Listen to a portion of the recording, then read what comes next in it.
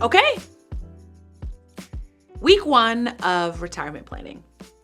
I think that most people would start with money.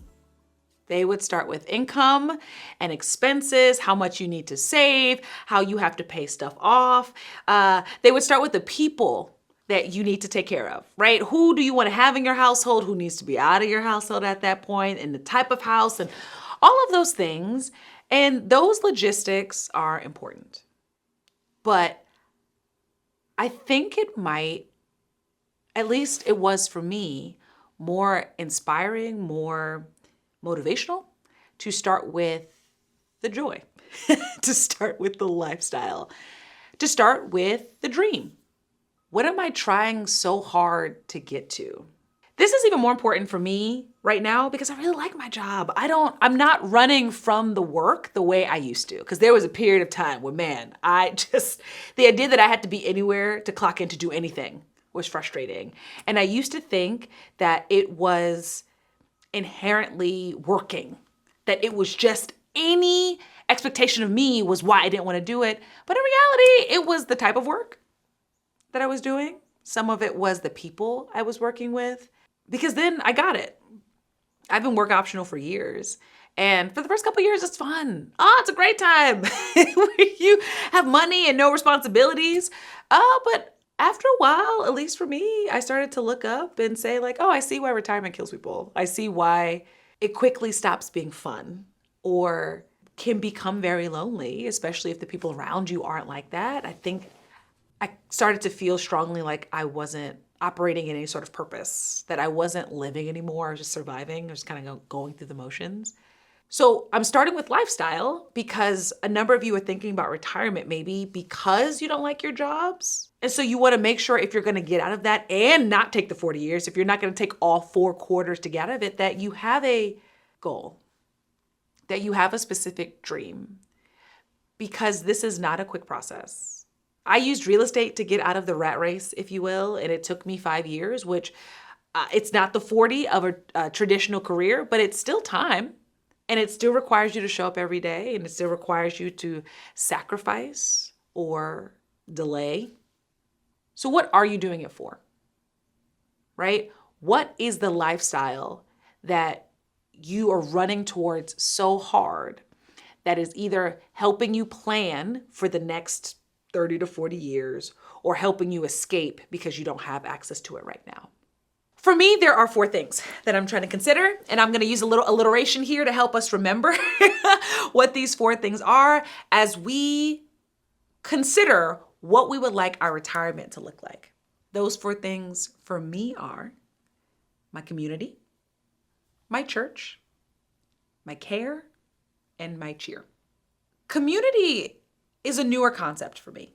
I think the last time I realized I had not built the stable community I had hoped I was going to experience was right after college. When everyone graduated and went their separate ways, and we still had the phone numbers and we still had social media and we still had access, very quickly I realized how many of the people around me were more activity friends, if you will. Like, we do stuff together because we're in front of each other. We go to class together because we're majors, we're chemistry majors, and we hang out after work because we all have the same shift. But once the classes stop and the shifts are over and you don't live in the same dorm, do you keep in contact? Do you have the foundation to keep up the relationship you built in those other situations? And I realized I didn't. That we had never really pushed past the daily interactions that were scheduled and necessary in the stage of our lives that we were at. But it's been a decade since then. And I have slowly developed friendships that I hope are forever, but have seen the work that requires, right? And it's hard. It is hard when you are working in order to give time for that. And so when I think about retirement, I want time to show up for my friends who are a part of my community. In social aspects, I want to show up for their kids. I want to show up for them in their marriages, them with their parents, as we all go through births and deaths, as we figure out wills and probate, but also the college saving plans for our children, or buying new houses or downsizing. I want to be there for all of that. And part of that requires time. So when I think about my retirement, I think of time not given to surviving, not giving or assigned to more menial tasks so that I can show up for them. Another part of my community that I think about is my family.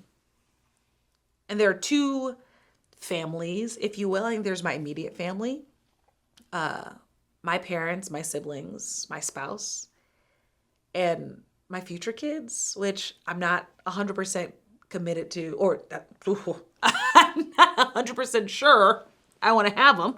But if I did, I want to have the plans for it. And there's my more extended family. Starting with my more immediate family, when I think about my retirement, I think very strongly about caring for my parents in their old age and what that means. Having the mental capacity, the financial ability, the spiritual peace, even, to make sure my parents are good for as long as they are here. I try to do my best with that now, but again, I'm still working now, or expanding the business, or developing better systems. And so I don't have as much time as I would hope to have when I was 65. Because if I take all 4 quarters to retire, which I haven't, but you can understand what the conversation we're having. At 65, my mom is 90. She's going to need help way before the end of my 4 quarters, which is why it's so important for me to figure this out sooner than later. When I said in that last video, I want to be debt free by the time I'm 40. At that point, she'll only be 65, and ideally not need any of that help or support, but at least I can give more time to that then. But I want that for my retirement. I want my parents to be able to depend on me and to live with me and to help with their care. I want to have the space to do all of that. For my kids, who at this rate, the youngest they would be, I guess, is 30. If I had a baby tomorrow, they would be 30. But I want to be able to make sure they're good too. Not in the same way, I think, as my parents, where I want to have the ability or capacity to manage all of their stuff. I'm not trying to do that for a 30-year-old because my parents would be aging, potentially ill. But I still want to be able to show up if my son needs something. I still want to be able to assist if my daughter needs some support. But being aware, even right now, that those two things would be happening at the same time. I'm trying to learn from my current situation or the current society. And you see how many women in particular are squeezed between two generations, right? Squeezed between their aging parents and their still younger children.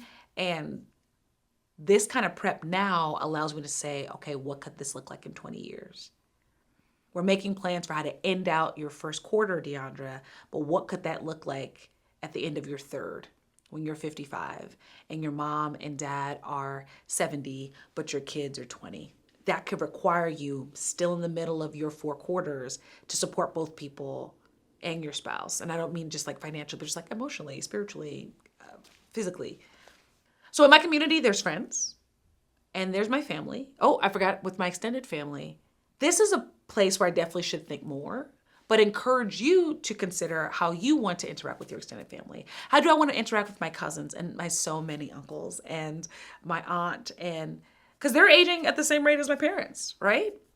My parents are both, neither of them are the oldest child, so they have people older than them. My dad has some people younger than him, but that generation is aging at the same rate. So across the board, birth-wise, I have like 10 uncles, an aunt, so many cousins. I haven't really thought about how I want that to look. And it's on my list to be more specific. And I encourage you to be the same. How can you be more intentional about that part of your community? So we have friends, we have family, and the last of my community is neighbors. This political season has been very eye-opening of both where people are at, because there's been a lot of unexpected reveals, I guess, in the last year.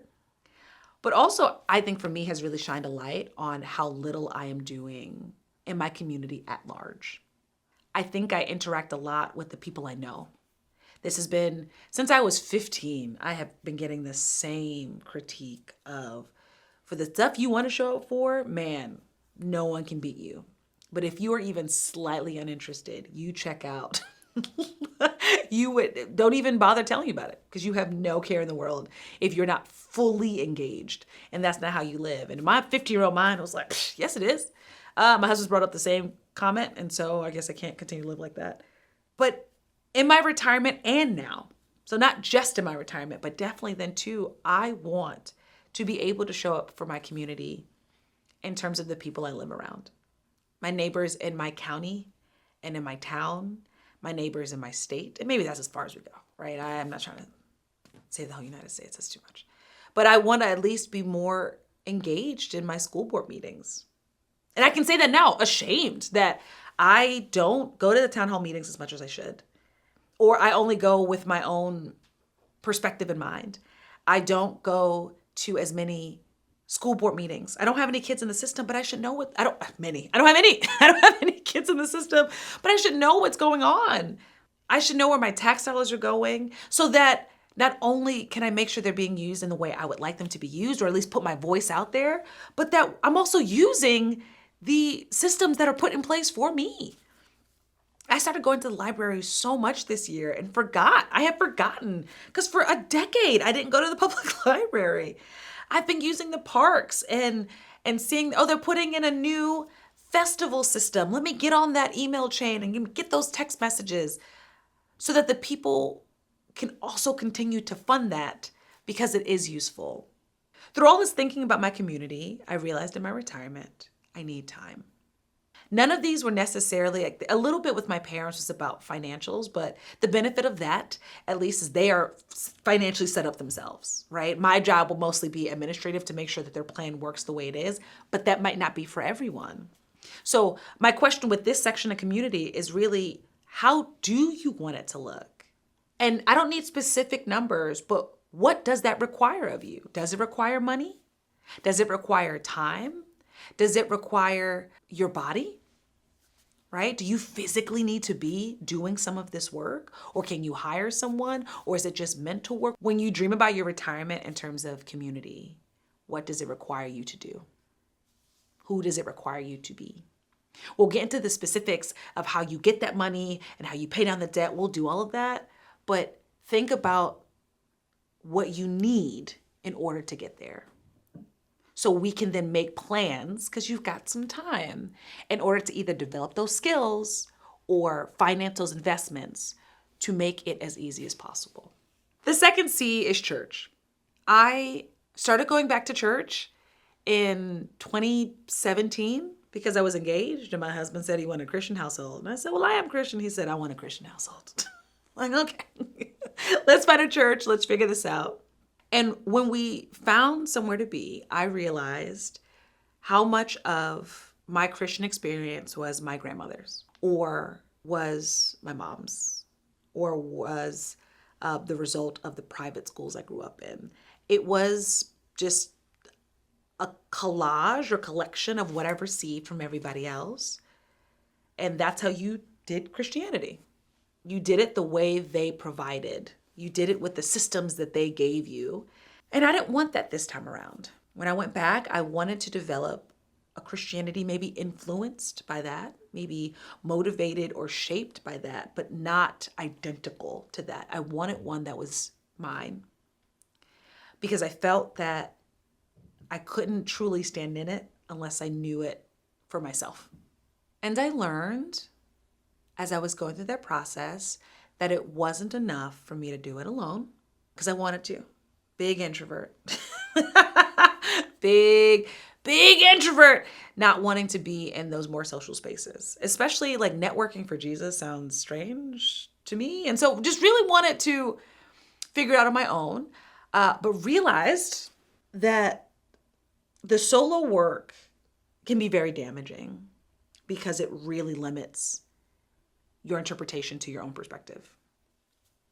Because I think just the same way I wasn't excited about seeking out interpretations from other people that I knew in person, I wasn't excited for seeking it out in study either. I would read it. I'd read the Bible and be like, what I got was what I was supposed to get. And that's study. It's not. But it took time to learn that. And it took a church and people around you or around me, that helped me kind of break through that. And I would want the time, again, for me will be time, and my retirement as well, in order to continue that. Now and then, but like definitely then as well. Life is great. I'm having a fun time. Great place to be. But I know it's gonna get hard, right? I know people are gonna die. I know friends are gonna have rough times. I know I'm gonna go through rough times. I can't believe that I'm always gonna be healthy and that I'm never gonna have any scares. And so I wanna make sure that I stay grounded in my faith, to make sure that I have a system or a process to weather those as best as I can. It requires time. I think about tithing, but I don't think about like donating in terms of endowments, right? That's not in my thought process. Like, I really want the church to have a wing named after, that's not for me, but it could be for you. And that could be something you consider as well, but that's not what I'm thinking about. I think about wanting to give my time to both groups, give my time to the church, give my time in service, tying back into the community, because having a church and a space ready when I was willing to accept was so important. And so to get to be part of that, maybe for somebody else, is something I don't want to give up. So for my two so far, my community and my church, my number one need is time. The third C is care, which I'm kind of like, I needed a C word, but it's really thinking about my health. As I age, how do I want to live in this body, right? How do I want to grow old while I'm still here on earth? And I heard a mentor once say, I'm in my 30s and I work out hard. And people are like, you want to work out for today? He said, I'm not working out for my 30-year-old self. My 30-year-old self is already here. I'm working out for my 40-year-old self. I'm doing mobility exercises for my 50-year-old self. I want to work out now to have the body that I only need to maintain later, right? I have another mentor who her big thing is she wants to die with all her teeth. She doesn't want to lose a single tooth. So every time she flosses, I'm talking 3-4 times a day, she says to herself, and I'm going to have these teeth till I die. Beautiful thing. They're thinking very deep into their future and how they need to take care of their bodies in order to do so. I want to be healthy. And this one is not just about time, because on one hand, I have to exercise now and then, right? I really like the idea of the mobility exercises I do now make sure that I can still run when I'm 50 years old. I was a lifeguard at like a health and spa kind of pool. And I did the 5 a.m. shift, my favorite shift, because the only people who are at the pool at 5 a.m. know how to swim. Right? These are people who do laps on a regular basis. And I loved the senior lane. It was crazy to watch 80-year-olds. They weren't diving as much, right? But they were jumping in, and it wasn't fast. But man, that rotator cuff, full motion. Those hips, front, back, low impact they've been doing.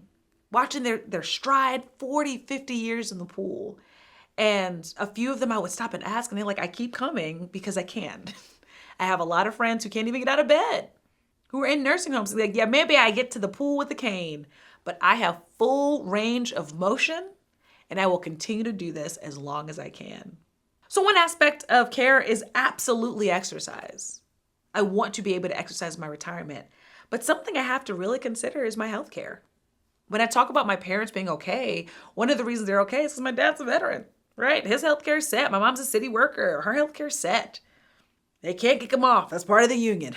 That's part of the gig as to why I gave you so much time. So there is such a relief for me of saying, like, I don't have to worry about my parents' health insurance, right? I don't have to financially invest in that. That's why I say I just have to personally have to execute the plan that we made that they set. But I don't have that. I'm not a veteran. I'm an entrepreneur.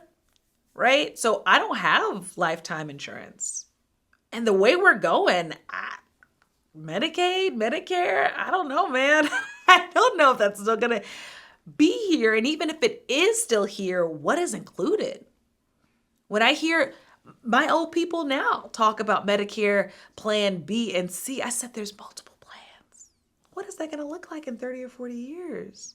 So I have to have a plan to either pay for out of pocket or invest my time in now so that I have the healthcare to catch things early, to have years of pictures and documentation and x-rays and blood work so we can see when things go wrong, right? And this might just be for me, right? But I get my x-rays on my teeth constantly because Criminal Minds told me this is the only way they're going to find you is by these dental records. What happens when I'm 70 and I can't get my dental records anymore? I'm going to need a plan to make sure my health insurance, to make sure my husband's health insurance is taken care of so that we can have the bodies we want for as long as we can. And if we do have any issues or experience any illnesses, we have a system that can pay for it without bankrupting us outside of that or limiting what we have to leave to our kids in the future. And the last C is cheer.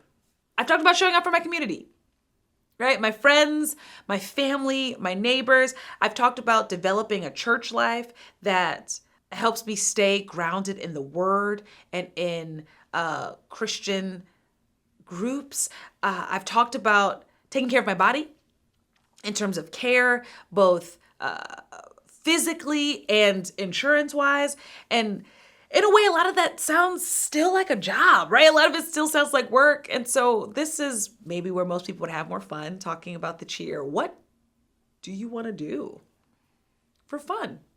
Maybe everything I said was also fun. I think so, but maybe you don't feel the same. Do you want to go places? Do you want to travel?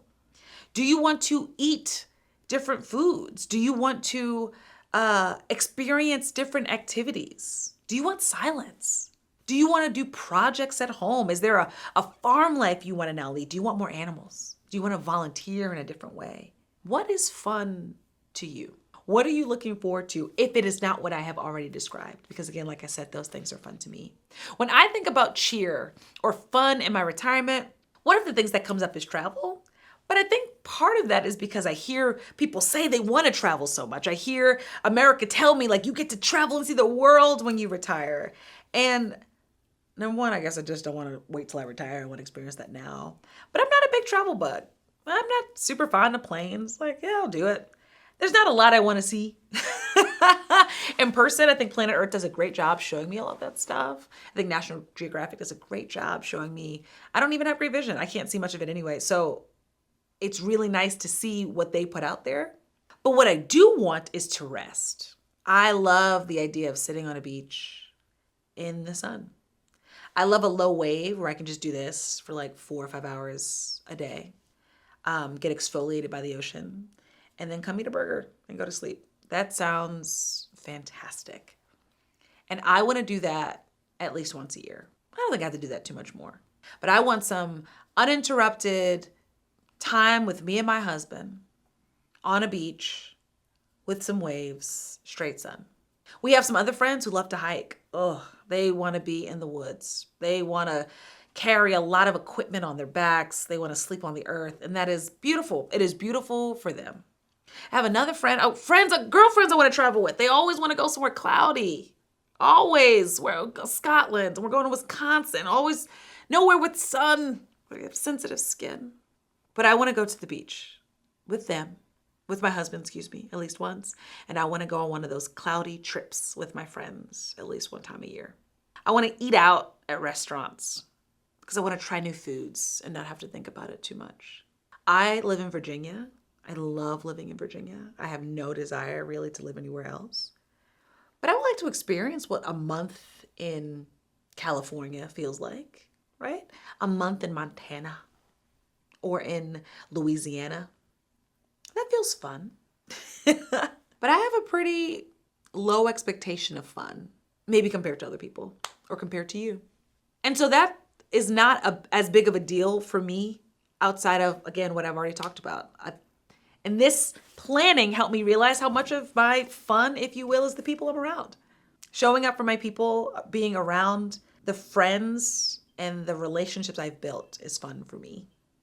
So I'm not dreaming about going to Paris or like hiking in Argentina if they have mountains. I don't know. But maybe you are. And this is the time I want you to spend to write these things down. I want you to start with the lifestyle you dream of for your retirement. What do you want? What does that look like? And all these questions, of course, can also be applied to today, right? All these questions can be applied to what you want to do right now. Totally fine. But this series is more about what we're aiming for when you turn 65. I really want you to think about the results that you hope your career produces. But I do want to clarify this. Money is not the only thing you need in order to get these results, right? It's not like, well, I want to make $100,000 a year so I can support my friends.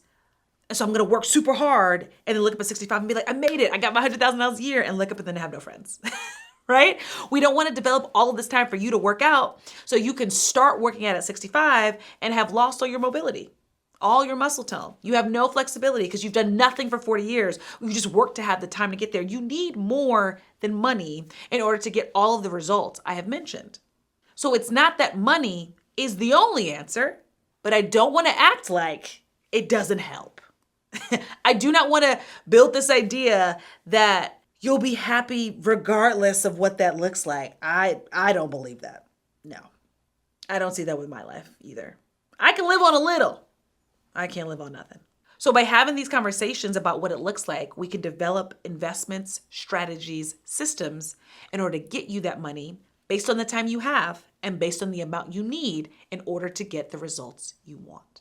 That's why I'm considering all of this so much right now, because I'm staring down the end of my first quarter. I turn 35 next year, so I really have to make sure, am I making the moves I need to make in order to get to like my ideal promised land? Am I preparing for the future I want? So let me know what you think. Send me an email or leave it in the comments, whatever you would like to do to share what your future looks like. In the next 2 parts of this series, we are going to get to that trickier stuff. We are going to break down the expenses to calculate. We're going to break down the income you need for all of this. But I want you to start now with the dreams. We will get into that trickier stuff, I promise. With that, I'm DeAndre McDonald. This is episode 2 of the 4-Quarter Career, and I will see you in the next video.